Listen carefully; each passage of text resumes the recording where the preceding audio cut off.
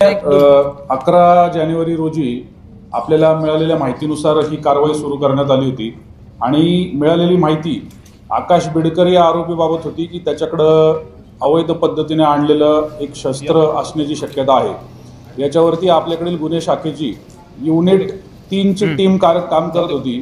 या युनिट 3 च्या टीमने सापळा रचून यशस्वीपणे या आकाश बिडकरला उचललं आणि त्याच्याकडून मिळालेल्या माहितीनुसार त्याच्याकडे एक फायरआर्म हे एका राऊंड सहित आपल्याला त्याच्या ताब्यातून घेता आलं। त्यांनी जी माहिती दिली त्या माहितीतून त्याच्यासोबत एक सुभाष मरगळे नावाचा मुलगा हा देखील या पूर्ण प्रक्रियेमध्ये इन्व्हॉल्ड होता। या सुभाष मरगळेला सुद्धा यशस्वीपणे युनिट 3 च्या टीमने ताब्यात घेतलं। ताब्यात घेतल्यानंतर सागर ढेबे नावाच्या इसमाकडून हे सगळे वेपन जे आहे आणि त्याच्याबरोबरचा जो राऊंड आहे तो मिळाल्याचं त्यांच्यापर्यंत ती कल्पना आपल्या टीमला आली। सागर ढेबे याची सुद्धा माहिती काढून त्याला आपण ताब्यात घेतलं। ताब्यात घेतल्यानंतर त्याच्याकडे सुद्धा एक फायरआर्म आणि 3 राऊंड्स हे त्याच्या कस्टडीतून आपल्याला ताब्यात मिळालेले आहेत। सागर ढेबेचा अधिक चौकशी आणि तपास करता असं लक्षात आलं की सागर ढेबे हा मध्य प्रदेश या ठिकाणी जाऊन त्याने त्या ठिकाणावरनं 7 फायरआर्म्स हे विक्री कामासाठी आणि स्वतःच्या वापरासाठी आणलेले आहेत। त्याच्याबाबतचा सखोल तपास अद्यापही चालू आहे। कुठून आणले, कसे आणले, कधी आणले। 7 वेपन्स आणल्यानंतर त्याच्यापैकी एक वेपन हे सुभाष मरगळे मार्फत आकाश बिडकर याला देण्यात आलं होतं। पुढच्या माहितीमध्ये असं लक्षात आलं की सागर ढेबेने एक वेपन आर्यन कडाळे नावाच्या व्यक्तीला विकलेला आहे जो साताराकडचा आहे। आर्यन कडाळेला सुद्धा टीमने यशस्वीपणे ताब्यात घेतलं। आर्यन कडाळेकडून पत्ता लागला की आर्यन कडाळेने शुभम बागडे या व्यक्तीला ते दिलेलं आहे। शुभम बागडेलाही ताब्यात घेण्यात आलं। शुभम बागडेकडून ते गणेश निकम नावाच्या इसमाकडे अखेरीस विक्री झाल्याचं तपासाअंती निष्पन्न झालं।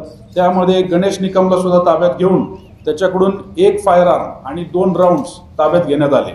अशा प्रकारे युनिट 3 च्या कारवाईमध्ये एकूण 3 फायरआर्म आणि राऊंड्स हे ताब्यात घेण्यात आल्यानंतर याच विषयामध्ये जी माहिती प्राप्त होती त्याच्यावरती पॅरलली आपल्या इतरही टीम्स काम करत होत्या।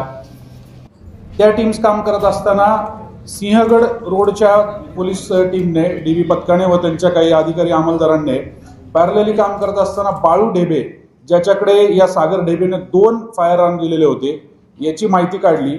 हा तडीपार असलेला गुंड त्यांना एका ठिकाणी यशस्वीरित्या त्याला पकडता आलं।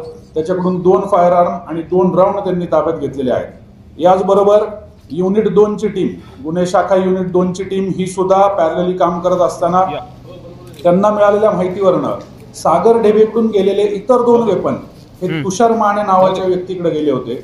या तुषार मानेने ते तेजस खाटपे नावाच्या मुलाला दिले होते। या आरोपीकडून युनिट 2 ने त्याला ताब्यात घेऊन त्याच्याकडून सुद्धा हे 2 फायरआर्म्स आणि 3 राऊंड्स ताब्यात घेतलेले आहेत। असे एकूण मिळून या सगळ्या तपास प्रक्रियेमध्ये 11 जानेवारी पासून आपण 7 फायरआर्म आणि एकूण मिळून 11 जिवंत राऊंड्स हे ताब्यात घेतलेले आहेत। सर्व घटनेची सुरुवात ज्या आकाश बिडकर पासून झाली होती त्या आकाश बिडकरने हे फायरआर्म आणि तो राऊंड मुख्यत्वे आमच्या जे निदर्शनास आलेला आहे तपासामध्ये त्याचा जो चुलत मामा आहे याच्याबरोबर जो प्रॉपर्टीचा वाद आहे त्या वादामध्ये कुठल्या तरी प्रकारची एखादी घटना अघटित करण्यासाठी त्यांनी तो फायरआर्म आणि राऊंड विकत घेतला होता। सुदैवाने आपल्याला ही माहिती आधी मिळाली आणि त्याच्यामुळं आपण एक अनर्थ सुद्धा टाळू शकलो आणि त्याचबरोबर या सगळ्या गोष्टींचा उलगडा होत जात असताना इतरही फायरआर्म्स आणि त्यातले राऊंड्स हे आपल्याला यशस्वीरित्या ताब्यात घेता आलेले आहेत। एकूण आलेल्या सर्व 7 फायरआर्म्स आणि सर्व राऊंड्स यांचा लेखाजोखा सगळी जुळवाजुळव करून आपण सगळे राऊंड्स आणि सगळे फायरआर्म्स हे ताब्यात